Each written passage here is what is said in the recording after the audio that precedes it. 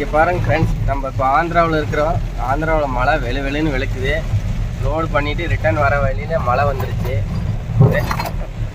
பார்த்து வேகத்தடையுது. பொறுமையாக போ. வேகத்தடையுது. ரோடு எதுன்னு தெரியாத அளவுக்கு மழை அடின்னு அடிக்குது.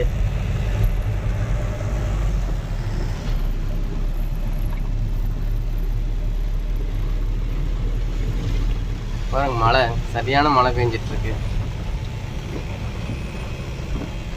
எத்தபடி லாரி வருது.